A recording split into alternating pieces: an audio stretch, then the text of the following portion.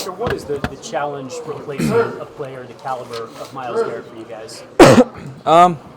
Obviously his talent speaks for itself in the plays he's made this year.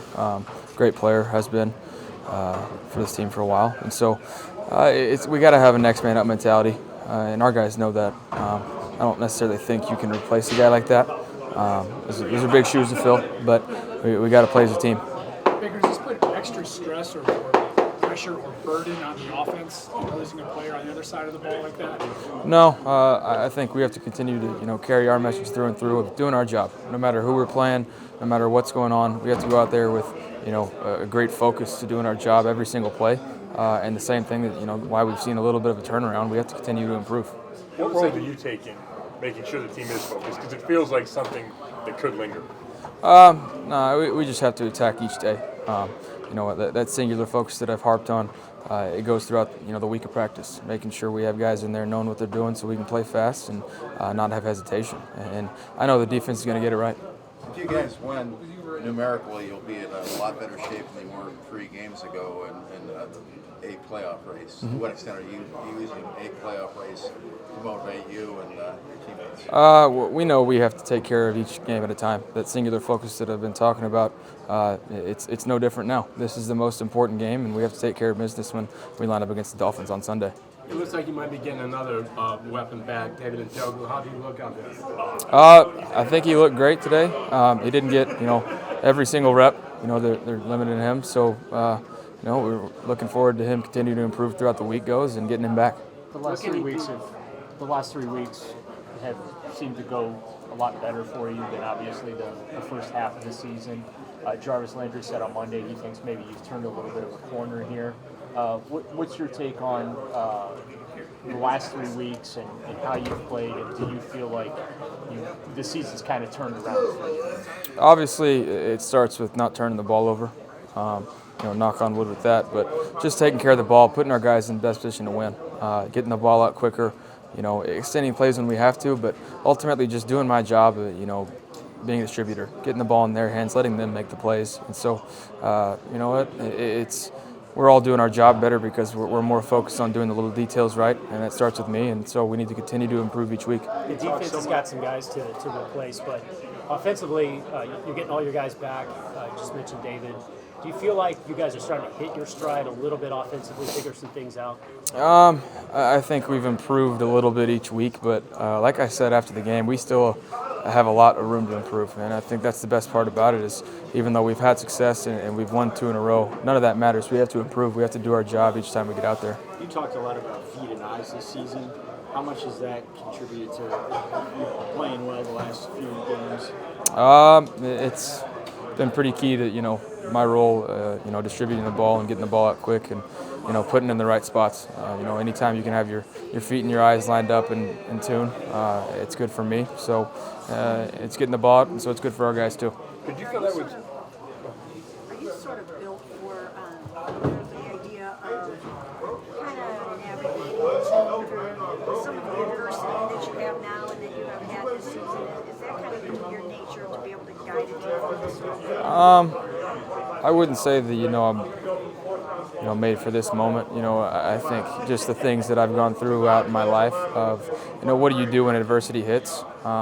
It's made me a little bit more knowledgeable of things like this. Nothing specifically that I've done is exactly this moment, but I've had experience facing adversity, and a lot of these guys have as well.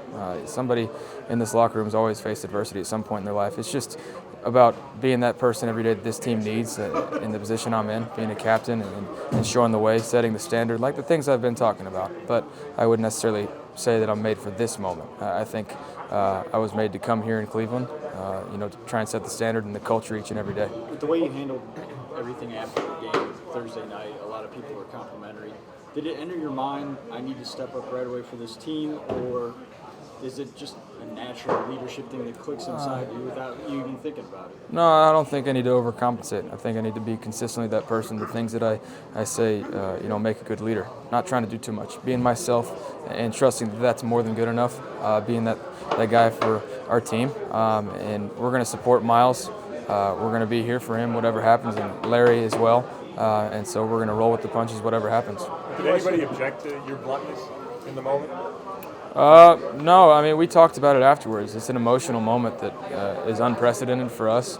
So, you know what, the things I said about it being inexcusable, that's not, to pile onto Miles, and he knows that. It's about saying, the standard and just in our game of football of protecting each other, and then, from there on, just setting the standard for us. Question about Nick Chubb. The game's so emotional. You ever surprised after his big plays that he doesn't release his emotion? No, he's just a workhorse. That's what he does through the good plays and the bad. A lot more good than bad, but he's always that same consistent person, and so that's why he's a great teammate and a great guy to have on our team. Well, you guys just scratching the surface in terms of what you can do now that Hunt's back in the fold. Yeah, I think I've hit on a little bit. We still have a lot of room to improve. There's no doubt about that, but we're starting to hit a little bit of rhythm and, fixing some of the things that we weren't doing well early on. You mentioned that you guys were expected to react immediately in the heat of the moment after the game. We talked about that a little bit today. If you had to do it all over again, would you say anything different, or was that the message that you would deliver even given some time? I think that would have been the message if I was given some time. I think the things that I said after the game about we weren't good offensively enough, we played great defensively, but we were talking about the wrong things because of some unfortunate events. And no, I think the emotional part of it after the game is something that just happens. But our guys here know that I'm going to have their back no matter what, and we know what we can and can't do. Is this part you guys closer together? We'll see. Come Sunday, we got to finish out this week, do our job each and every day, and finish practice out. Feel any of that now, though? I feel like today we had a good day of practice, but we got to finish it out, watch the tape, and carry it over. Did you feel that was as good as you've been inside the pocket in the game this year? One more time. Did you feel that was Seems like the offense is kind of pitching a stride, and you've been playing well. Can I have a real question? Is there anything you have to say about that? Gosh, I'm not answering you. Did you feel that was as good as you played inside the pocket all year? It felt like you were able to buy some time and then make plays. I still think rolled right a little bit premature on one or two. There was improvement, but to me, not good enough yet. Did you talk to Miles, after the fact? Yeah, I did.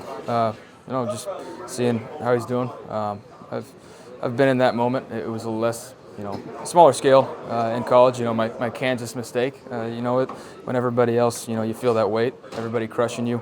I wanted him to know that we have support for him, and he can lean on us. Baker, I asked you about him joking before. How much have you missed him, especially in the red zone? Obviously, David was great for us in the red zone. Had an early touchdown this year before he got hurt. He's a big part of our offense and so we're excited to get him back. How about Mason? Since you guys are friends, have you reached out to him since this incident? Had any kind of conversation with him? I have not. Just kind of let it die down. Good. We got word that you had we talked a lot about that fine with the officiating and all that. Yeah, reduced. Rescinded, actually. Yeah, do a warning. It's fantastic. Yeah. Emily's happy about that.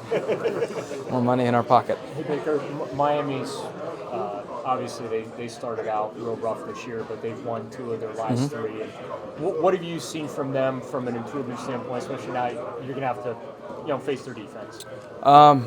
They're playing well. They have a lot of young guys. They're a young team, but they're playing well. They're getting turnovers and they're taking care of the ball. Much like how the Steelers were before we played them, they were on a roll. They've won the last 2 out of the 3, and with a positive turnover margin. So they're doing things well and playing complementary football. That is exactly what we need to do. So when it comes down to it, we have to protect our football and be the most physical team. Jeremy said on Monday that he's been circling this matchup with Miami since he got traded here. I'm curious, when you're around him every day, what's he like to be around every day? Jarvis is an unbelievable teammate, but an even better guy to have in your locker room. Just the person he is, who he is as a person, what he stands for, his values, the family aspect that he brings. He's a guy that plays with so much passion. I know I talked about it after the Bills game, but that's the great part about him on the field. But being a leader and a role model for everybody in this locker room every day is things that that goes much farther than that.